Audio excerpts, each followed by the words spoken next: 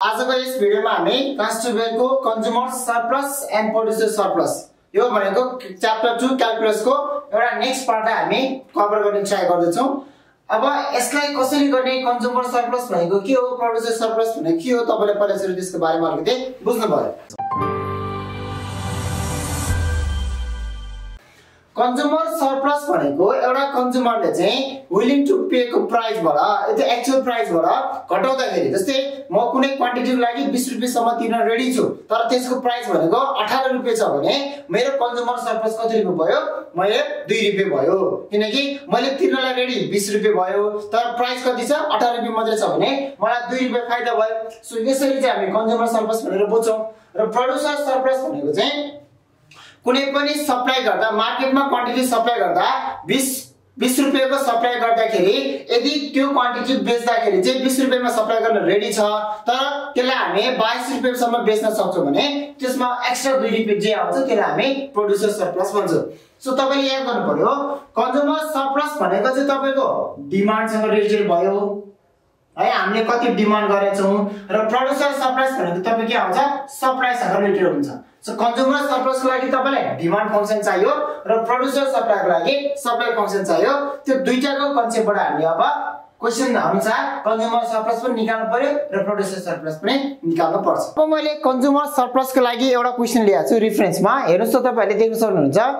If the demand law is P is equals to 85 minus 4x minus x square, तपाईलाई demand function दियो where P भनेको price अनि x भनेको तपाईलाई के छ, क्वान्टिटी छ। यो डिमान्ड फंक्सन र डिमान्ड फंक्सन हो भने हामीले के निकाल्नु पर्यो, कन्ज्युमर सरप्लस निकाल्नु पर्यो। अब यसको लागि हेर्नुस् है, कुन कन्डिसनमा निकाल्नु रे, डिमान्ड 5 हुँदा कन्ज्युमर सरप्लस कति हुन्छ, अथवा मार्केट प्राइस 64 हुँदा कन्ज्युमर सरप्लस कति हुन्छ निकाल्नु भनेको छ। अब त्यसको लागि सोलुसन्स गर्नको लागि तपाईलाई पहिला चाहिने भनेको P0 र Q0 भनेको प्राइस र क्वान्टिटी चाहियो। त्यसको लागि हेर्नुस् त, फर्स्ट कन्डिसनले के भनेछ, तपाईलाई 5 दिएको छ। सो हामीले फर्स्ट कन्डिसन अनुसार दिएको सोलुसन्स। अब व्हेन डिमान्ड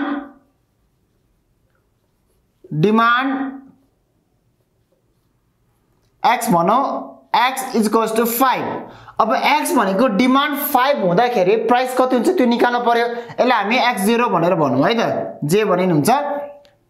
देन अब तपाईको यो फंक्सनबाट चाहिँ x भनेको 5 राख्दा प्राइस आउँछ नि, सो क्वान्टिटी 5 राखेर प्राइस निकाल्नु पहिला है त। So p is equals to तपाईको 85 माइनस 4 इन्टु 5 माइनस 5 को स्क्वायर बन्ने भयो। यो भनेको तपाईको 85 माइनस 20 माइनस 25 गर्दा 45 भयो, 45 भनेको 40 आयो। देयरफोर P0 कति आयो तपाईको 40 आयो। हेर्नुस् त, डिमान्ड x 5 हुँदाखेरि प्राइस कति हुँदै रहेछ, 40 हुँदै रहेछ। अब यही कुराबाट हामी डिमान्ड फंक्सन युज गरेर के निकाल्छौं, कन्ज्युमर सरप्लस निकाल्छौं।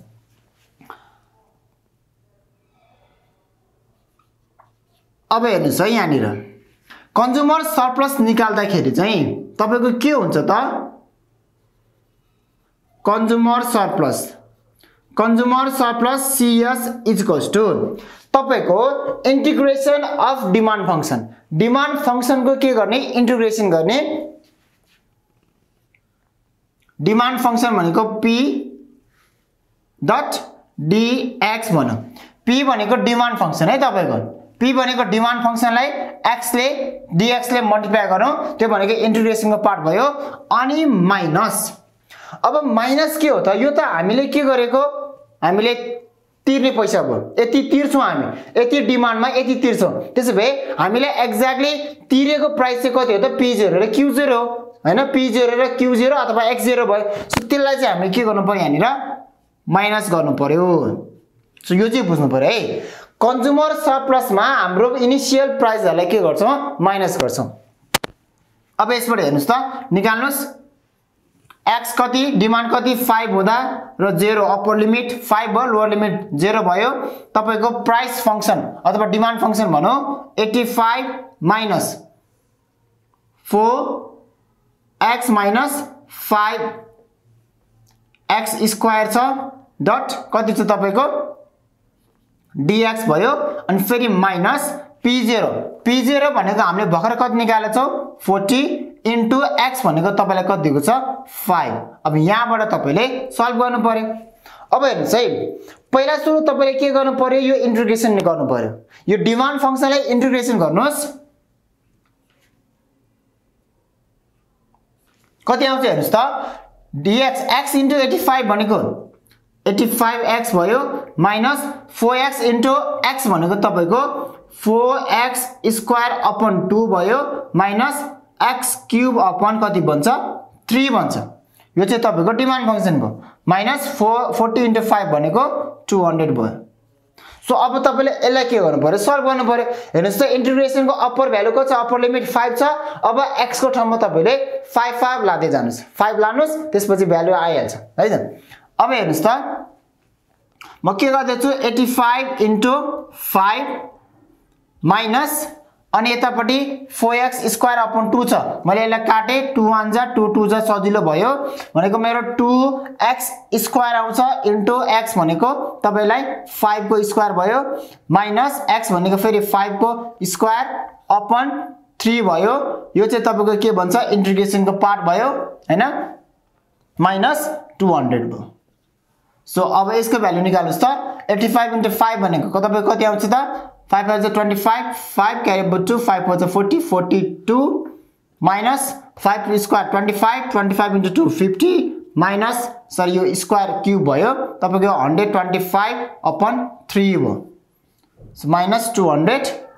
अब यसको क्याल्कुलेट गर्नुस्, तपाईको आन्सर आइहाल्छ। अब तपाईको यो क्याल्कुलेट गर्दाखेरि 133.33 आयो। सो यो नै तपाईको लागि के भयो, demand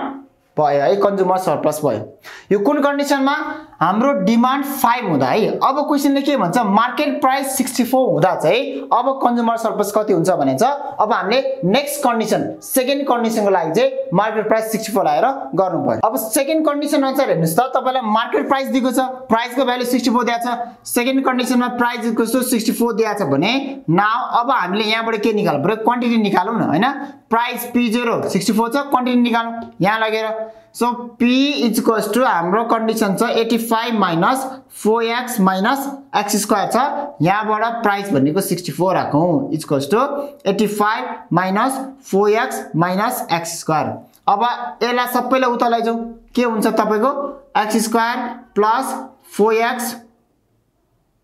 plus 64 minus 85 equals to 0 बनेको,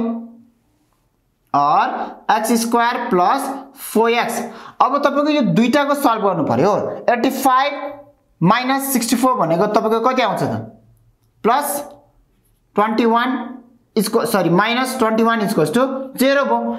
अब तपाईलाई यो त हाम्रो इक्वेसनमा आयो नि, इक्वेसनमा आयो भने हामी यसलाई के गर्छौं, अब ब्रेकडाउन गर्छौं। ब्रेकडाउन गरेर हामीले x को भ्यालु निकालौं। सो x स्क्वायर प्लस यो भनेको तपाईको 7x माइनस 3x भनेर आउँछ, माइनस 21 इक्वल्स टु 0। यो भनेको 7 को प्रोडक्टबाट तपाईको 4 निकाल्ने हो, 7 माइनस 3 गर्दा आउँछ, त्यही गरे मैले यो x कमन आयो, x प्लस 7 माइनस 3 कमन आयो, x प्लस 7 इक्वल्स टु 0 और x plus 7 x minus 3 equals to 0। अब यहाँबाट गर्दाखेरि आइदर तपाईको x प्लस 7 इक्वल्स टु 0 बन्छ, therefore x equals to minus 7 आयो, अनि x और x माइनस 3 इक्वल्स टु 0 बन्छ, देयरफोर x इक्वल्स टु कति आयो 3 आयो। अब तपाईले हेर्नुस् है, x भनेको तपाईको क्वान्टिटी हो, क्वान्टिटी कहिले पनि नेगेटिभमा आउँदैन, क्वान्टिटी कि त 0 हुन्छ कि त हाम्रो पोजिटिभमा आउँछ भने यो त हाम्रो के भयो, नेग्लेक्टको कुरा भयो, यसलाई हामी लिदैनौं। त्यसैले x भनेको कति रहेछ त 3 रहेछ, therefore quantity x equals to 3 use गर्नु पर्यो। अब x 0 भनेको कति आयो तपाईको 3 आयो। अब फेरि हामी के गर्छौं, फर्मुला लाएर कन्ज्युमर सरप्लस निकाल्छौं। सो कन्ज्युमर सरप्लस निकालौं, consumer surplus CS equals to के गर्नु पर्यो, इन्टिग्रेसन अप्पर भ्यालु तपाईलाई कति दिएको छ 3 भयो, लोअर भ्यालु 0 भयो, अनि तपाईको demand function p dot dx minus p0 x0 integration lower upper value 3 0, demand function तपाईलाई कति दिएको थियो 85 minus 4x minus x square dot dx minus p0 p0 कति छ अब सेकेन्ड कन्डिसन अनुसार है p0 तपाईलाई कति आछ 64 माइनस अनि तपाईलाई x0 कति आछ 3 आछ सरी p0 64 इन्टु 3 भयो अब यसबाट तपाईलाई पहिला सुरु इन्टिग्रेसन गर्नुस् x इन्टु 85 भनेको 85x minus 4x square upon 2 minus x cube upon 3 भयो यो इन्टिग्रेसन भयो माइनस 64 इन्टु 3 64 इन्टु 3 तपाईको कति आउँछ 64 इन्टु 3 गर्दाखेरि 192 आयो अब यो इन्टिग्रेसन हो हामी अप्पर भ्यालु लगाएर हाल्दियौ यहाँनिर अप्पर भ्यालु लगाएर हाल्दा कति आउँछ त 85 इन्टु 3 माइनस 2 1 जा 2 2 जा काट्यो 2 इन्टु 3 को स्क्वायर माइनस 3 को क्यूब अपन 3 बन्ने भयो होल माइनस 192 अब यो सल्भ गरौँ 85 इन्टु 3 भनेको तपाईको 225 आयो सरी 255 माइनस यो भनेको 18 आयो माइनस यो भनेको तपाईको कति आउँछ 9 माइनस 192 अब यो सबै सल्भ गरौँ 255 माइनस 18 माइनस 9 माइनस 192 गर्दा कति आयो तपाईको 36 आयो सो यो चाहिँ तपाईको के भयो सेकेन्ड कन्डिसन मार्केट प्राइस 64 हुँदा चाहिँ तपाईको कन्ज्युमर सरप्लस 36 रह्यो अबको नेक्स्ट क्वेशन छ नेक्स्ट क्वेशनमा चाहिँ तपाईलाई सप्लाई फंक्सन दिएर प्रोड्युसर्स सरप्लस निकाल्नु भनेको छ प्रोड्युसर सरप्लस कसरी निकाल्ने हेर्नुस् है त सप्लाई फंक्सन दिएको छ हामीलाई यहाँनिर p = q² + 10 अनि क्वान्टिटी कति दिएको छ 6 दिएको छ सो क्वान्टिटी 6 हुँदा चाहिँ तपाईलाई सप्लाई फंक्सनबाट चाहिँ प्रोड्युसर सरप्लस कति हुन्छ निकाल्नु भनेको छ एकचोटी गरौँ हामीलाई पहिला दिएको छ सप्लाई फंक्सन लेखौं p = q² + 10 अनि हामीलाई हेर्नुस् त क्वान्टिटी कति दिएको छ डिमान्ड क्वान्टिटी q = कति भयो 6 भयो अब क्वान्टिटी 6 राख्यो भने हामी प्राइस निकाल्न सक्छौं नि हैन र सो पहिला हामी क्वान्टिटीको भ्यालु लगाएर माथि हाल्दियौ सप्लाई फंक्सनमा नाउ p = q² + 10 हो q भनेको 6 दिएको छ 6 स्क्वायर प्लस 10 भयो यो भनेको 36 plus 10 that is equal to 46 ल त्यसैभए p0 कति आयो तपाईको 46 आयो q0 त तपाईले दिया छ भने चाहिँ 6 युनिट्स दिएको छ अब यो दुईटा इन्फर्मेसन युज गरेर हामीले के निकाल्नु पर्यो प्रोड्युसर सरप्लस निकाल्नु पर्यो सो प्रोड्युसर सरप्लस निकाल्दा हेर्नुस् है प्रोड्युसर सरप्लस भनेको चाहिँ तपाईको के हुन्छ भने हामीले जतिमा बेच्न चाहे त्यो प्राइसबाट चाहिँ जतिमा हामीले बेचे त्यसबाट के गर्नु पर्यो हामीलाई एक्स्ट्रा जति बेनिफिट्स आउँछ त्यो नै हाम्रो प्रोड्युसर सरप्लस भयो अब यसको लागि चाहिँ देन अब तपाईले के गर्नु पर्यो कन्ज्युमर सरप्लसमा हामी p0 र q0 को भ्यालुलाई पछाडी माइनस गर्थ्यौ किनकि त्यो भ्यालु कम हुन्छ अब प्रोड्युसर सरप्लस भनेको यो चाहिँ हामीले यतिमा चाहिँ हामीले के गरेको पैसा पाउने कुरा हो सो यतिमा चाहिँ हामीले बेच्न खोजेको भयो यसलाई चाहिँ हामीले के गर्नुपर्छ फर्स्टमा अगाडि राख्नुपर्छ है त सो p0 q0 माइनस अब बल्ल हामी इन्टिग्रेसन गर्छौं integration of supply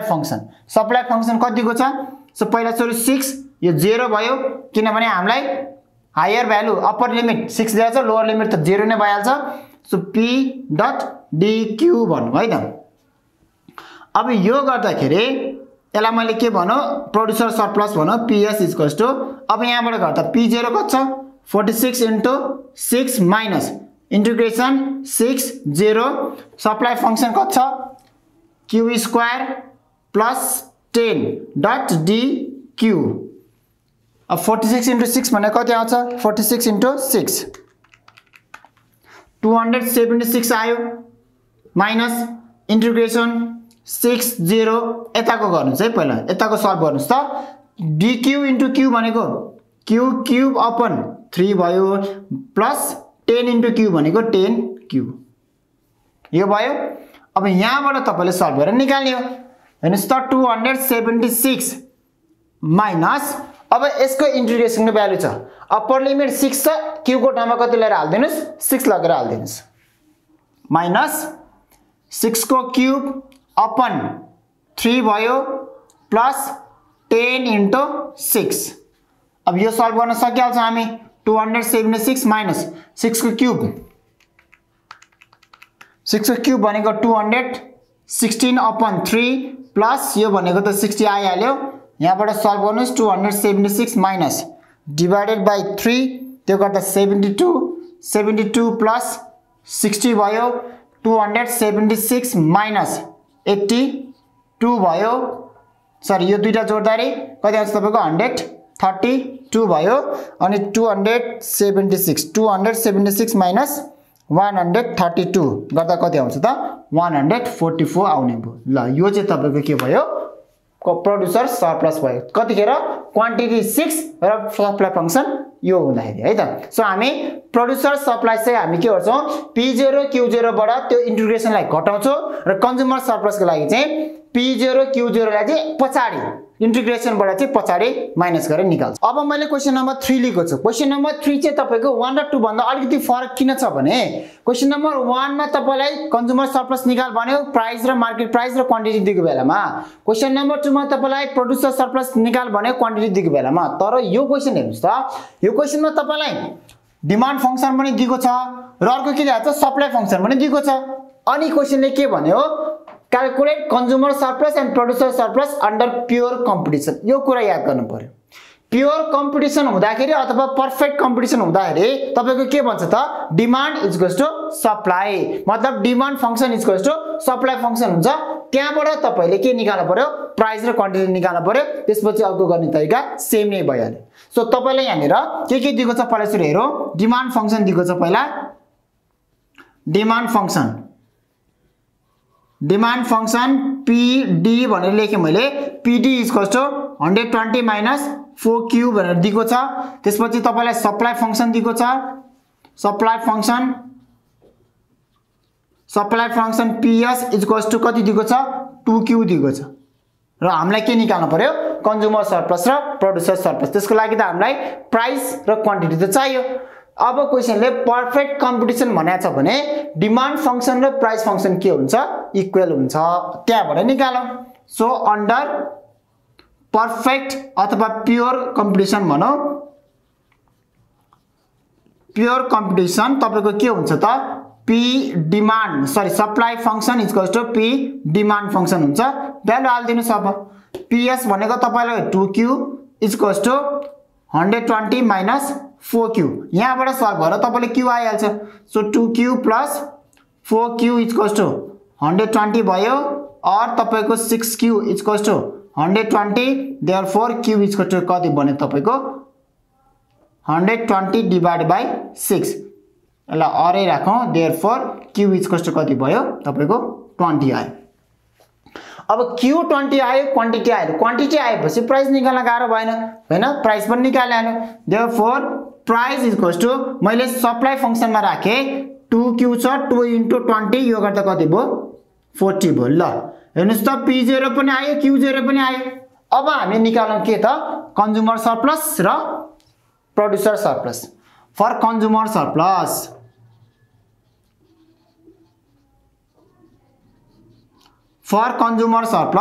CS equals to के हुन्छ त तपाईको कन्ज्युमर भन्ने डिमान्ड फंक्सनलाई इन्टिग्रेसन गर्नु पर्यो त्यसको लागि चाहिँ इन्टिग्रेसन हायर भ्यालु क्वान्टिटी कति छ 20 यो तलपट्टि 0 भयो र डिमान्ड फंक्सन भनेको